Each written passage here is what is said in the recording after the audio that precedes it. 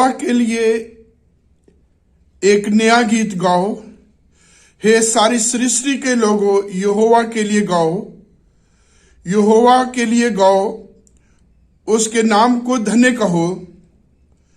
दिन दिन उसके किए हुए उद्धार का शुभ समाचार सुनाते रहो। अन्य जातियों में उसकी महिमा का और देश देश के लोगों में उसके आश्चर्य कर्मों का वर्णन करो, क्योंकि यहोवा महान और अति स्तुति के योग है। आप सबको जय मसीह की परमेश्वर का धन्यवाद देते हैं आज के इस समय के लिए जो प्रभु ने हम सबको दिया है, कि हम सब मिलकर के परमेश्वर की महिमा, प्रभु की स्तुति के लिए एक बार फिर इस YouTube के माध्यम से उसकी आराधना कर सकते हैं। परमेश्वर का धन्यवाद देते हैं कि उसने मुझे और आपको, हम सबको एक नए साल में प्रवेश करवाया है। बीते सालों के लिए, बीते साल के लिए विशेष करके, जिससे प्रभु हमें निकाल के लाया है एक बड़ा कठिन, एक बहुत ही मुश्किल समय, जिसमें हमने अपने बहुत सारे हमारे साथी इस दुनिया से रहलत करके अपनी जीवन यात्रा पूरी करके चले गए। प्रभु ने मुझे, आपको, हम सबको ये समय दिया, जिसके लिए हम परमेश्वर का शुक्र करते हैं, प्रभु की स्तुति, प्रभु की प्रशंसा करते हैं। इस नए साल में जब हम आते हैं और इसका जब हम आरंभ कर चुके हैं, आइए हम पिछले साल के ऊपर कुछ मनन करें और उन पुरानी यादों को और उन पुराने कामों को, उस पुराने स्वभाव को पीछे छोड़ करके आगे चले। जैसे परमेश्वर का पवित्र वचन कहता है कि जो मसीह यीशु में, वो नई सृष्टि है, पुरानी बातें बीत गई, देखो सब की सब नई हो गई। और पौलुस रसूल ने फिलिपियों की पत्री में कहा है कि मैं उन तमाम बातों को जो पीछे रह गई हैं, कूड़ा करकट समझ के पीछे छोड़ करके आगे निशाने की तरफ बढ़ जाता हूं, ताकि उस इनाम को जो मेरे और तमाम विश्वास करने वालों के लिए रखा है, उस इनाम को प्राप्त करूं। मेरे प्रियो, हम परमेश्वर का धन्यवाद देते हैं। प्रभु ने हमें ये समय दिया है कि हम नए साल की तरफ देखें, नई सोच, नई समझ, नई चाल, नए साल में, नए महीने, नए इस दिन में प्रभु की ओर देखें, प्रभु की ओर अपना ध्यान दें और अपनी जिंदगी में ये देखें कि हमने अपने कामों में, बीते साल में प्रभु को, प्रभु के वचन को, प्रभु के कामों को कितना महत्व दिया है, कितनी हमने प्रार्थना की, कितना हम परमेश्वर का वचन पढ़ते रहे, कितनी संगति में हम शामिल हो सके। बेशक बहुत सारा समय इस लॉकडाउन की वजह से भी हमें प्रभु के नाम में संगति करने से रोकता रहा, लेकिन मेरे प्रियो, हम घरों में, अपने कार्यस्थलों में, जहां भी हम थे, प्रभु ने मुझे और आपको, हम सबको मौका दिया। हमने कितनी बाइबल पढ़ी, कितनी देर तक बाइबल पढ़ी? क्या हमने उत्पत्ति से लेकर प्रकाशित वाक्य तक इस बाइबल को पूरा पढ़ा है? क्या हमने इस पवित्र वचन को महत्व दिया है? और यदि नहीं है तो आज परमेश्वर का वचन, मुकद्दस पौलुस की जुबानी, कुलुसियों की पत्री 3 अध्याय के 16वें वचन के माध्यम से मुझसे और आपसे कहता है, मसीह के वचन को अपने हृदय में अधिकाई से बसने दो और सिद्ध ज्ञान सहित एक दूसरे को सिखाओ, एक दूसरे को चिताओ और अपने अपने मन में अनुग्रह के साथ परमेश्वर के लिए स्तुति गान करो, उसके भजन गाओ और आत्मिक गीत गाओ और प्रभु का धन्यवाद करते रहो। मेरे प्रियो, परमेश्वर का पवित्र वचन जो मैं आपके सामने लाना चाहता हूं, जिसके साथ मैं आज जो है मनन करना चाहता हूं वो ये है कि परमेश्वर के पवित्र वचन को अपने हृदय में आधिकाई से बसने दो। और ये बहुत जरूरी है कि परमेश्वर का वचन हमारी जिंदगियों में, हमारे जीवनों में, हमारे दिल, हमारे हृदय में, हमारे सोच, हमारे विचार में, हमारे कामों में, हमारी प्रैक्टिस में हमेशा अधिकाई से बसा रहे। क्योंकि परमेश्वर के वचन के बिना हम कुछ नहीं कर सकते। परमेश्वर के अलग होकर के हम कुछ नहीं कर सकते। जैसे प्रभु यीशु मसीह ने यूहन्ना रचित सुसमाचार 15वें अध्याय में कहा है। पहले वचन से आगे हम बढ़ते हैं तो परमेश्वर का वचन कहता है यीशु मसीह की जुबानी कि मुझसे अलग होकर के तुम कुछ नहीं कर सकते। इसलिए पवित्र वचन में हम पढ़ते हैं कि यदि मेरी बातें तुम में बनी रहे, तुम मुझ में बने रहो, तो जो चाहो मांगो तुम्हारे लिए हो जाएगा। परमेश्वर का पवित्र वचन कहता है कि उसकी बातें अर्थात उसका पवित्र वचन हम में बना रहे। बहुत बार क्या होता है कि हम मसीह में आ जाते हैं, मसीह को ग्रहण कर लेते हैं, बपतिस्मा ले लेते हैं, कॉन्फर्मेशन भी हो जाता है, हम संगति में भी आ जाते हैं, हम चर्च की मेंबरशिप भी ले लेते हैं, हम चर्च के कई प्रकार के औहदों को भी ले लेते हैं, हमें बहुत सारी जिम्मेवारियां मिल जाती हैं, बहुत सारे हम संसारिक तौर तरीके जो है उन कामों को भी ले लेते हैं, कानूनों को भी जो है हम संभालते हैं। लेकिन परमेश्वर के वचन को कितना हम लेते हैं, परमेश्वर का वचन हमारी जिंदगियों में कितना होता है, ये महत्वपूर्ण है। दुनिया की तमाम चीजें ये यही खत्म हो जानी है, क्योंकि परमेश्वर का पवित्र वचन कहता है पहला यूहन्ना उसके 2 अध्याय में कि संसार और संसार की तमाम चीजें खत्म हो जाएंगी, परंतु जो प्रभु की मर्जी के अनुसार चलता अर्थात जो परमेश्वर के वचन के अनुसार चलता वो हमेशा हमेशा बना रहेगा। इसलिए पौलुस ने कहा है परमेश्वर के वचन को अधिकाई से अपने हृदय में बसने दो, परमेश्वर के वचन को अपने दिल में अधिकाई से बसने दो, ज्यादा से ज्यादा परमेश्वर के वचन को अपने हृदय में रखो। और इसके साथ 2 बातें और भी हैं, और सिद्ध ज्ञान सहित एक दूसरे को सिखाओ और एक दूसरे को चिताओ भी। यदि मेरे प्रियो परमेश्वर का वचन हमारी जिंदगियों में है तो हम दूसरों को सिखा सकेंगे। अलग अलग समय में हम उनकी शिक्षा, उनकी मार्गदर्शन, उनको सिखाने का, उनको करेक्शन करने का हम कारण बनेंगे। और यहां कहीं कमी घटी कमजोरी आएगी वहां हम उनको चेतावनी भी देंगे। बहुत बार क्या होता है कि पुलपुट के ऊपर से परमेश्वर का वचन चेतावनी के तौर पर दिया जाता है, चिताया जाता है, टॉन्ट किए जाते हैं, सिखाया कम जाता है। तो हमने सिखाना भी है, हमने चेतावनी भी देनी है, हमने समझाना भी है। जैसे परमेश्वर का वचन कहता है 2 तिमोथी में और उसके 3 अध्याय के 16 वचन में कि परमेश्वर का वचन परमेश्वर की आत्मा के द्वारा प्रेरित किया गया है, जो शिक्षा देने, चेतावनी देने, समझाने में, सुधारने में, तमाम चीजों के लिए लाभदायक है, ताकि परमेश्वर का जन सिद्ध बने और भले भले कामों के लिए तत्पर रह सके। परमेश्वर के वचन का जो उद्देश्य है, परमेश्वर के वचन का जो दिया जाना, सिखाया जाना, चिताया जाना, किसी प्रकार से उसका उपदेशित किया जाना, वो इसलिए है कि परमेश्वर के जन सिद्ध बने, सिद्धता की तरफ चले।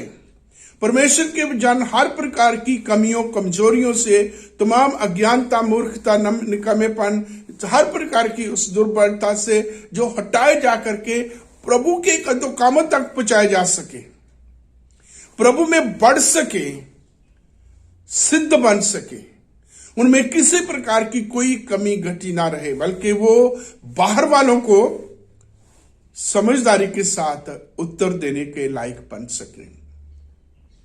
सो प्रभु का वचन कहता है, इसको अपने अर्थात परमेश्वर के वचन को अधिकाई से अपने पवित्र अपने हृदय में बसने दो। यदि मेरे प्रियो परमेश्वर का पवित्र वचन हमारे जिंदगियों में है, यदि हम परमेश्वर के वचनों में बने रहते हैं, तो प्रभु हमारा मार्गदर्शन करता है, प्रभु का वचन हमारी अगुवाई करता है। परमेश्वर का वचन कहता है, इससे ना तो टस से मस होना, ना तो इससे दाई होना, ना बाई होना, जो कुछ इसमें लिखा उन्हीं के अनुसार करने की चेष्टा करना। और जो है ये हमारे लिए तरक्की का, उन्नति का कारण बनेगा। तिमोथी को कमीशन देते हुए, तिमोथी को सेवकाई सौंपते हुए, पौलुस रसूल जबकि बुजुर्ग हो चुके हैं, तिमोथी जवान है, सेवकाई को आरंभ करने वाले हैं, उसको यही कहा गया है पहला तिमोथी 4 अध्याय में, अपनी और अपने उपदेश की चौकसी कर, और जो बातें तुमने इन्हीं बातों के ऊपर मन लगा, इनको सीखता, इनको सिखाते, इनमें बना रहे, तो तू अपने और अपने सिखाने वालों के लिए, अपनी और अपने सुनने वालों के लिए तरक्की का कारण बन जाएगा। तो परमेश्वर, जबकि हम आज का दिन एक नए साल में आ चुके हैं, और अब से हम जो है बीते साल की तमाम बातों को छोड़ करके एक नए साल में चल रहे हैं। इस साल में प्रण करें, परमेश्वर के साथ समर्पित करें अपने आप को, परमेश्वर से विनती प्रार्थना करें कि इस साल में परमेश्वर तेरे वचन को अधिक से अधिक पढ़ूंगा, और ना सिर्फ पढ़ूंगा, अधिकाई से अपने हृदय में, अपने दिल में, अपने जीवन में से लागू करूंगा। और परमेश्वर का वचन मेरे और आपके लिए बहुत जरूरी है, क्योंकि नीति वचन उसके 4 अध्याय में हम पढ़ते हैं, उसके 20 वचन से आगे, कि जिनको ये पवित्र वचन प्राप्त हो जाते हैं, जो इस वचन को ग्रहण कर लेते हैं, उनके जीवित रहने का ये कारण बन जाता है। तो प्रभु हमें जिंदा रखना चाहते हैं, प्रभु हमें आशीषों से परिपूर्ण करना चाहते हैं, प्रभु हमें पूंछ नहीं बल्कि सिर बनाना चाहते हैं, श्रोमणी बनाना चाहते हैं, उत्तम जाति बनाना चाहते हैं, खुरे से उठाकर चट्टान पर खड़ा करना चाहते हैं। इसलिए हमें परमेश्वर के वचनों को अपने दिल में, अपने जीवन में रखना है, इसमें हमें बने रहना है। बहुत बार क्या होता है कि हम चर्च की मेंबरशिप लेकर के और कमेटियों में आ करके हम उसमें आ जाते हैं, लेकिन परमेश्वर में नहीं आ पाते, प्रभु के वचनों में नहीं आ पाते, प्रभु के वचन हमसे दूर होते हैं। और जिन लोगों के बीच में मैं सेवकाई करता हूं, ये बड़ी एक विडंबना है कि उनको सब कुछ आता है, सब कुछ में निपुण होते हैं, 2 चीजों में वो बहुत कमजोर होते हैं। नंबर 1 वचन पढ़ने में, और नंबर 2 वो प्रार्थना करने में। बहुत बार मैं अपने साथियों से, जो मैं जिनके बीच में जो कमेटीज होती है, प्रार्थना के लिए बोलता हूं, तो वो इनडायरेक्ट वे से इनकार कर देते हैं, टाल देते हैं, दूसरों को दे देते हैं। बड़ी मुश्किल से परमेश्वर का वचन पढ़ते हैं, प्रार्थना के लिए कहते हैं, तब भी बड़ी मुश्किल होती है। तो जब हम चर्च को लीड करते हैं, चर्च की लीडरशिप हमारे हाथों में है, तो हम क्या हमारी जो है एक लीडरशिप हो सकती है, यदि परमेश्वर का वचन मेरे पास नहीं है, यदि मैं परमेश्वर के वचन में बना हुआ नहीं है, यदि परमेश्वर का वचन मेरी जिंदगी में नहीं है, तो मैं कैसे लोगों को लीड कर सकता हूं। मेरी उन पास्टर कमेटी के लोगों से ही बात है, उन तमाम प्रबंध करने वाले लोगों के अलग अलग सेल हैं, यूथ है, विमेन फेलोशिप है, संडे स्कूल है। यदि परमेश्वर का वचन नहीं है, तो हम कैसे लोगों की लीड कर सकते। जैसे प्रभु यीशु मसीह ने एक दृष्टांत दिया कि क्या कोई अंधा किसी दूसरे को, एक दूसरे अंधे को रास्ता दिखा सकता है। वही चीज जो है प्रभु चाहता है कि हमें अपना आत्मिक अंधापन दूर करना है, हमें आत्मिक अंधेपन से हट करके हमें आत्मिक हमारी आंखें खुलनी है, आत्मिक ज्ञान प्रकाश से परिपूर्ण होकर के हमें लोगों का आत्मिक तौर पर मार्गदर्शन करना है। तो आइए इस साल प्रण करें, इस साल प्रयास करें, इस साल हम प्रभु के वचन को पढ़ते रहे, प्रभु के वचन में बने रहे, प्रभु का वचन अधिकाई से पढ़े, ज्यादा से ज्यादा पढ़े, मनन करें, कंठस्थ करें, अपने दिल में रखें। क्योंकि जब प्रभु का वचन मेरे और आपके पास है, जब प्रभु का वचन मेरे और आपकी जिंदगी में है, तो जब मुश्किलें आती है, जब परीक्षाएं आती है, जब कठिनाई आती है, जब विपरीत परिस्थिति आती है, जब जो है हमारे हालात हमारे बस से बाहर चले जाता है, जिसको बोले जब पानी सर से ऊपर चला जाता है, ये पवित्र वचन है, ये प्रभु के वचन है जो हर परिस्थिति में मेरा आपका मार्गदर्शन करते हैं। बहुत बार मैंने अपने साथ रहने वाले लोगों को ऐसे देखा है, परेशानी में, चिंता में और इरिटेशन में और हर प्रकार की इन तमाम बातों में। लेकिन मैं हमेशा परमेश्वर का धन्यवाद देता, ये तमाम समय आते हैं, हालात बदलते हैं, कमजोरियां कमी आती, घटी भी आती है, हालात बदलते हैं, विरोध होता है, नुक्ताचीनी होती है। लेकिन मेरे प्रियो, यदि परमेश्वर के वचन में हम बने होते तो कोई असर कुछ नहीं होता, उन चीजों का हमारे ऊपर कोई असर नहीं होता। क्योंकि परमेश्वर की शांति जो समझ से बिल्कुल बाहर है, हमारे दिलों में होती है, हमारे जीवन में होती है। परमेश्वर का वचन है जो हमें इन तमाम विपरीत परिस्थितियों में हमारा मार्गदर्शन करता, हमें बताता है कि ये सब का होना अनिवार्य है। उत्पत्ति की पुस्तक उसके 3 अध्याय में हम पढ़ते हैं कि जब परमेश्वर का पवित्र वचन हमारी जिंदगियों में है तो हमारा जीवन किस प्रकार से आशीष में हो जाता है। उत्पत्ति की पत्री के 3 अध्याय के पहले वचन में हम पढ़े, हे मेरे पुत्र, मेरी शिक्षा को ना भूलना, मेरी आज्ञाओं को अपने हृदय में रखे रहना, क्योंकि ऐसा करने से तू भला और चंगा रहेगा, तू अधिक कुशल से रहेगा और तू अधिक दिन जीवित रहेगा। तो परमेश्वर का वचन हमें जो आशीष देता है कि परमेश्वर के वचन को मानने, परमेश्वर के वचन को अपने हृदय, अपने जो हृदय में रखने के, अपने जीवन में रखने, इसके अनुसार चलने से जो है हम भले चंगे रहते हैं, हम अधिक कुशल से रहते, तंदुरुस्त रहते हैं और इस पृथ्वी पर अधिक दिन जीवित रहते हैं। अर्थात हमारा जीवन भी परमेश्वर जिंदगी को भी लंबा करता है। जैसे हम यशायाह की किताब 46 वचन में उसके 3 और 4 वचन में हम पढ़ते हैं कि परमेश्वर का वचन कहता है, मेरी सुनो, मेरी ओर कान लगाओ। और आगे उनको तमाम अपनी बातें बताता, अपनी इंट्रोडक्शन देता हुआ कहता है कि मैं तुम्हारे बचपन से, तुम्हारे जन्म से तुम्हें लिए फिरता रहा हूं और मैं तुम्हारे बुढ़ापे तक भी, बाल पकने तक भी मैं वैसा बना रहूंगा। तो परमेश्वर दीर्घायु की प्रतिज्ञा करता है, दीर्घायु देना चाहता है। उसके लिए अनिवार्य है कि परमेश्वर का पवित्र वचन मेरे और आपके जीवनों में हो।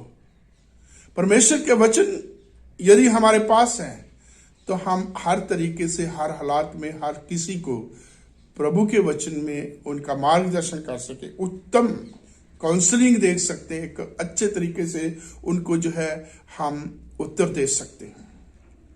तो नीति वचन के अनुसार पहली आशीष, हम अधिक कुशल से रहते, तंदुरुस्ती रहती है, स्वस्थ अच्छा रहता है। दूसरा, हमारी उम्र लंबी होती है।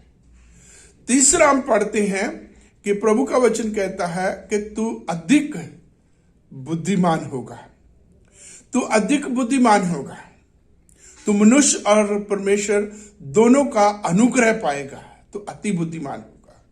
तो परमेश्वर अपने पवित्र वचन के अनुसार चलने के द्वारा हमें बुद्धि देता है, ज्ञान देता है, हमें समझदारी देता है और लोगों को हमारे फेवर में, हमारे पक्ष में करता है। हर हालात में लोग जो है हमारे साथ हो जाते हैं। और फिर हम परमेश्वर के पवित्र वचन में आगे पढ़ते नीति वचन की इसी पुस्तक, इसी अध्याय में, कि ऐसा करने से तेरा शरीर भला और चंगा रहेगा और तेरी हड्डियां पुष्ट रहेंगी। शरीर भला चंगा रहेगा। मैं यहां इसको ऐसे भी ले लेता हूं कि हो सकता हम ज्यादा सुंदर, अच्छे लगे परमेश्वर के वचन को मानने के द्वारा, और उसके साथ साथ हमारी हड्डियां भी मजबूत रहें, हमारे जोड़, हमारे तमाम जॉइंट जो है वो दर्दों से, परेशानियों से हम जो है मुक्ति पा सके। ये नहीं है कि कमजोरी बीमारी ये आती नहीं है, ये सब कुछ आते हैं, लेकिन प्रभु हमें उठाता, संभालता, उभारता और हमें एक नई शुरुआत करने के लिए प्रभु हमारी मदद करता है। इसलिए मेरे प्रियो, जबकि आज नया साल है, नया दिन है, नया महीना है, आइए हम इस नई शुरुआत में, नई सोच में प्रभु के वचन को महत्व दें, प्रभु के वचनों को पढ़ें, प्रभु के वचनों को अपने हृदय में बनाए रखें। फिर हम पढ़ते हैं परमेश्वर के पवित्र वचन में, जो हम भजन संहिता 119 में पढ़ते हैं। और ये वचन कुछ ऐसे जिनको मैंने अक्सर जो है कोट किया है, इनके ऊपर इनको शेयर किया है।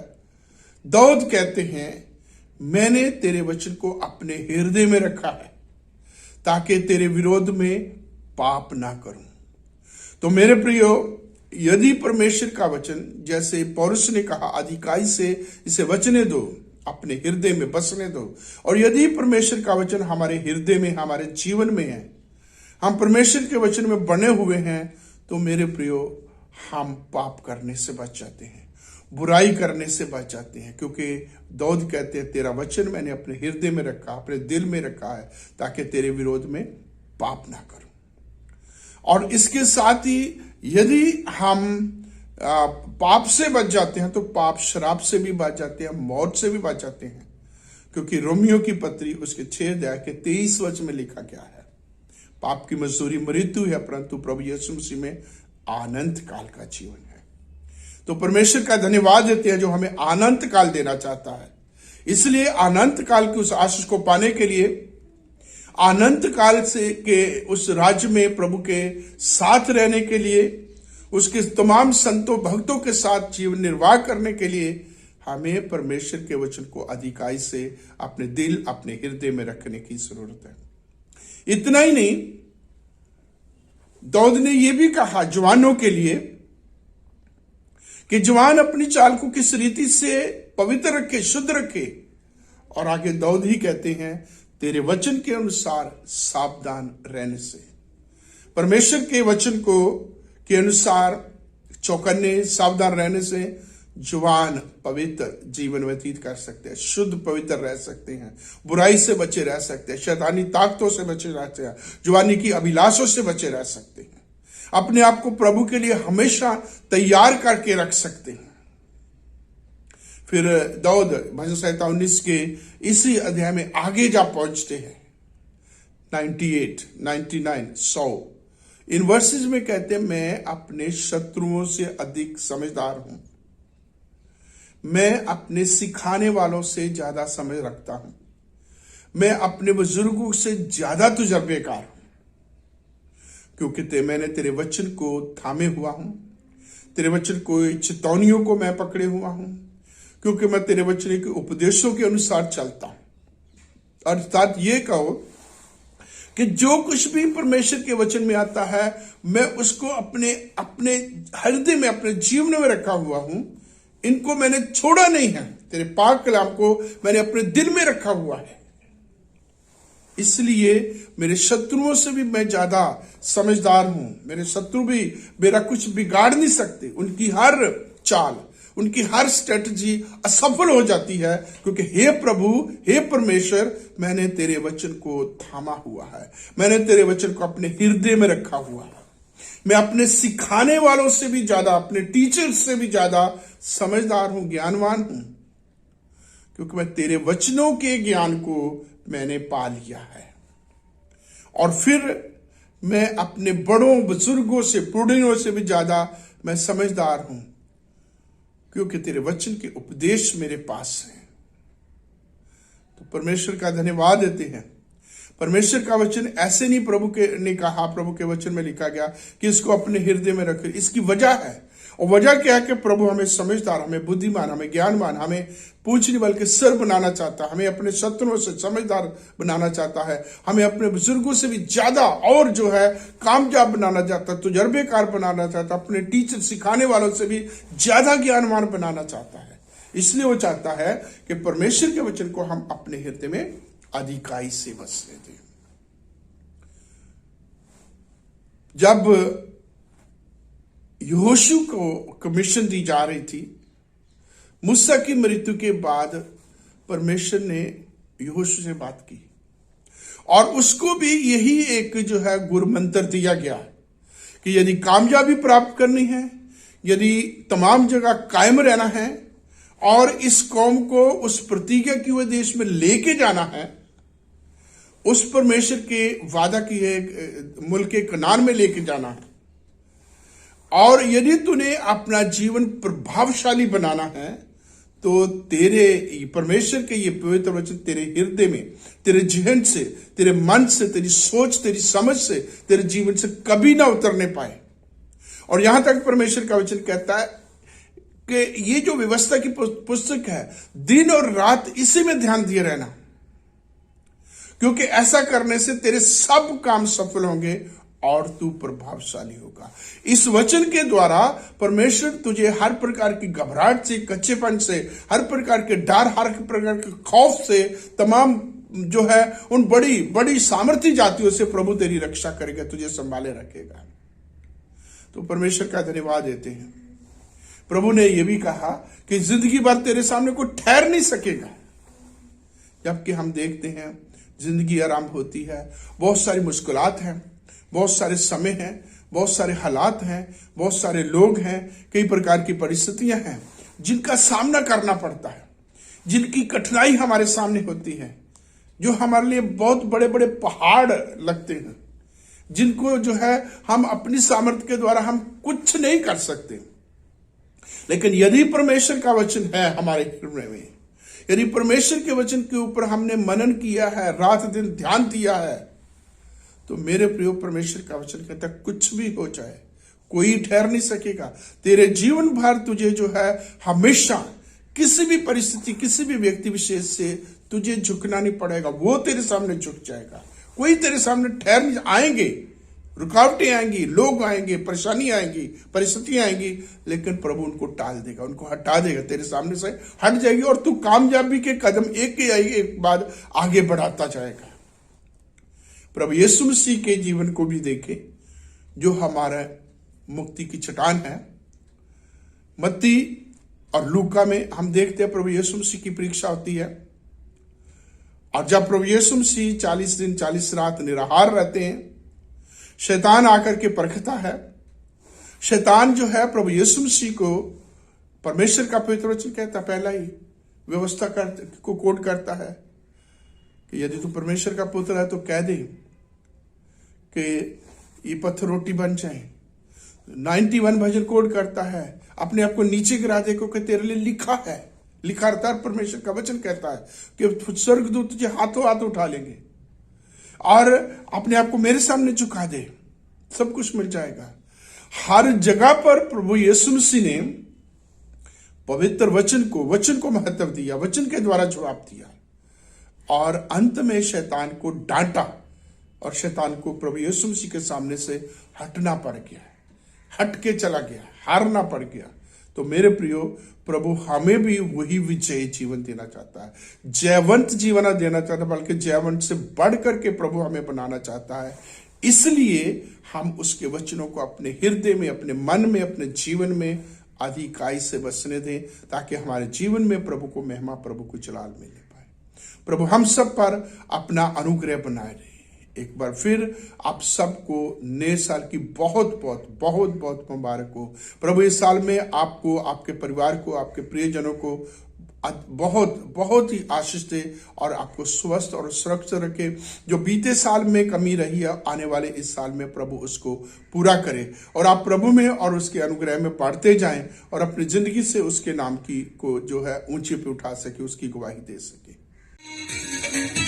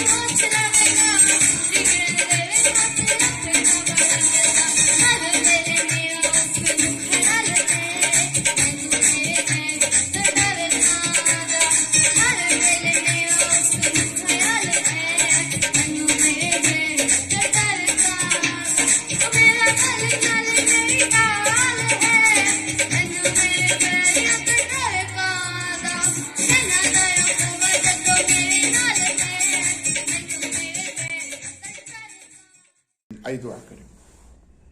पिता परमेश्वर, तेरा धन्यवाद करते हैं, तेरा शुक्र करते हैं। आज तूने हमें एक नए साल में प्रवेश कराया है। बीते साल के लिए और बहुत सारे बीते सालों के लिए हम आपका धन्यवाद देते हैं, जिसमें आपने संभाला। और खास करके प्रभु जी, इन सालों में जबकि एक महामारी पूरे विश्व में, हमारे देश में, हमारे समाज में, हमारे लोगों परिवारों के बीच में फैली हुई है, जिसने कई प्रकार के आक्रमण किए और नुकसान पहुंचाया, तूने प्रभु जी हमें संभाला और आज का दिन देखने को दिया, इस साल में प्रवेश कराया। हम आपका धन्यवाद देते हैं और आपसे विनती करते हैं पिता, आप इस साल में तेरा वचन ज्यादा पढ़ने में, तेरे वचन में बने रहने के लिए, इसको अपने दिल हृदय में रखने के लिए आप हम सब की मदद करें। मेरे इन समस्त प्रिय भाई बहनों, बच्चों, जवानों, बुजुर्गों पर आपकी बहुतायत की बरकत और आशीष बनी रहे, प्रभु यीशु मसीह के नाम से, आमीन। आए हमारे बाप, तू जो आसमान पर है, तेरे नाम पाक माना जाए, तेरी बादशाहत आए, तेरी मर्जी जैसे आसमान में पूरी होती है जमीन पर भी हो। हमारे रोज की रोटी आज हमें दे, जिस प्रकार हम अपने कसूरों को माफ करते हैं, तू हमारे कसूरों को माफ कर। हमें आजमाइश में न पड़ने दे, बल्कि बुराई से बचा, क्योंकि बादशाह, कुदरत और जलाल हमेशा तेरा है, आमीन। हमारे प्रभु यीशु मसीह का अनुग्रह, पिता परमेश्वर का प्रेम, पवित्र आत्मा की शक्ति हम सब पर अब से लेकर हमेशा तक बनी रहे, आमीन। आप सबको जय मसीह की नया साल बहुत बहुत मुबारक हो। Happy new year.